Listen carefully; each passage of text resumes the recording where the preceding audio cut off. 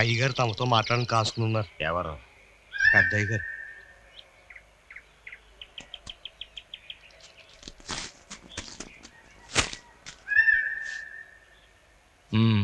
నీ కూతురు నాకు ఉత్తరం రాసింది. అది నా కూతురు కాదు.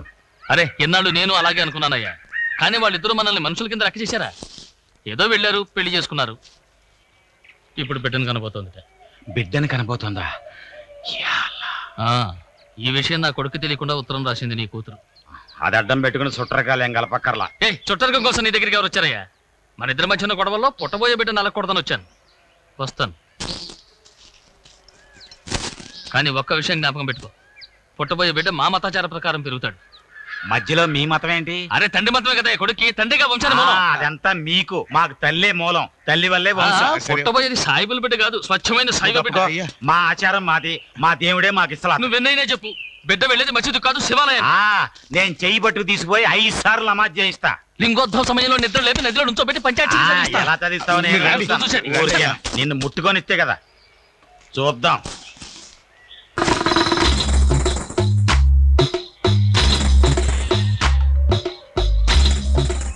ఆగండమ్మా, ఏమిటి ఇవన్నీ? ఎవరిని అడిగి తెచ్చారు? దీన్ని సత్వాస అంటాం. బిడ్డ పుట్టబోయే ముందు పిల్ల పుట్టింటి వాళ్ళు చేసే సాంప్రదాయం. అదే వద్దమ్మా, ఇక్కడ అగ్నిపర్వతమే బద్దలవుతుంది. విశాలం, ఇల్లు వెతుక్కుంటూ మర్యాద చేయడానికి వచ్చారు. వెళ్ళమంటాం పద్ధతి కాదు. మీకు నచ్చదని. ఇది నీ కోసమో నా కోసమో కాదు, పుట్టబోయే బిడ్డ కోసం. లోపల తీసుకెళ్ళి. అమ్మా రండి. రండి.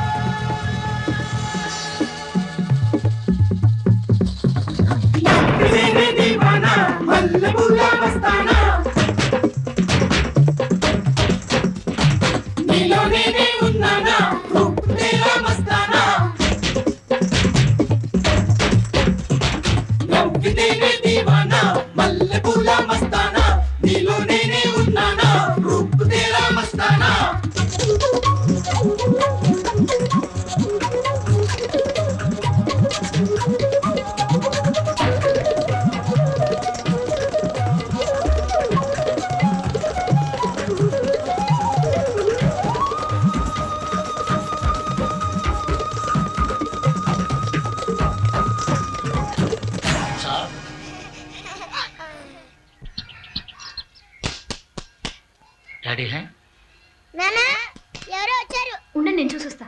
అందరూ వాళ్ళే చెప్తే ఏ రాజు తూ బాత్ కర్. నమస్కారం. నమస్తే. మేము శక్తి సమాజం నుంచి చూస్తున్నాం. అయోధ్యలోని రామజన్మభూమిలో రామాలయాన్ని కట్టబోతున్నాం. ఒక్కొక్క హిందూ ఇంట్లోనూ డబ్బులో వస్తువులు వసూలు చేస్తున్నాం. అయోధ్యలో రామాలయాన్ని కట్టడానికి మీకు తోచిన సహాయం ఇస్తే బాగుంటుంది. మీరు కొంచెం అలా రండి, బయట రండి. మందిరికి అలా రండి.